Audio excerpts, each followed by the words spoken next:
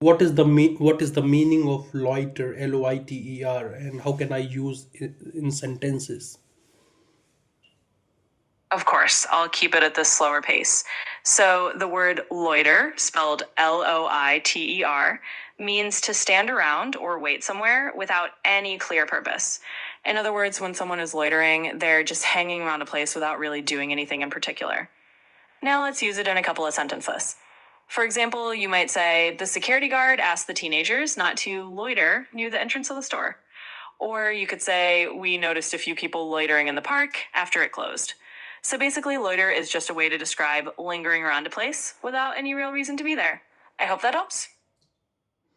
Lingering around a place means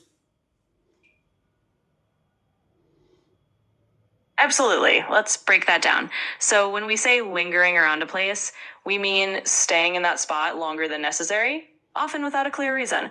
It's similar to loitering. You're just sort of hanging around or waiting there when you don't really need to be. For example, if someone lingers around a coffee shop, even after they finish their drink, or just hanging out there a bit aimlessly. So that's what lingering around means, just staying around without a particular purpose. three examples.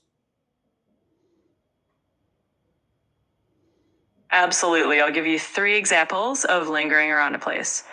First example, imagine someone lingering around a bookstore, flipping through a few books, even though they don't plan to buy anything.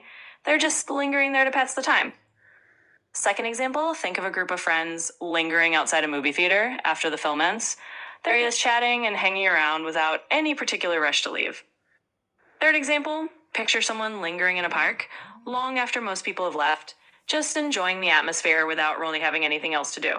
So those are a few ways you can think about lingering around. To fall back to.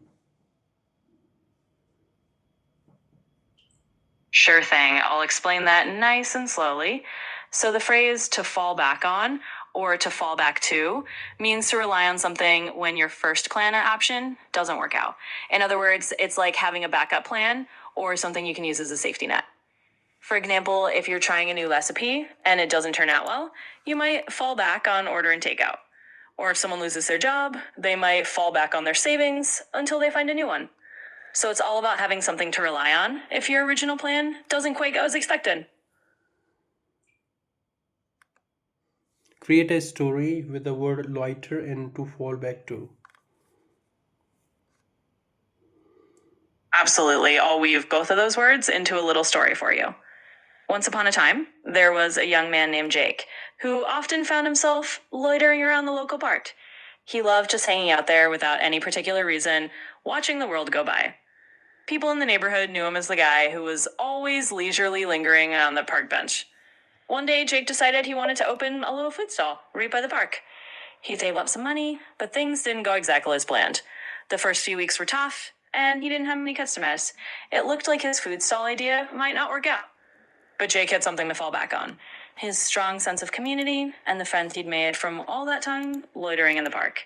They came to support him, spread the word, and soon enough, his little friend stall became a neighborhood favorite.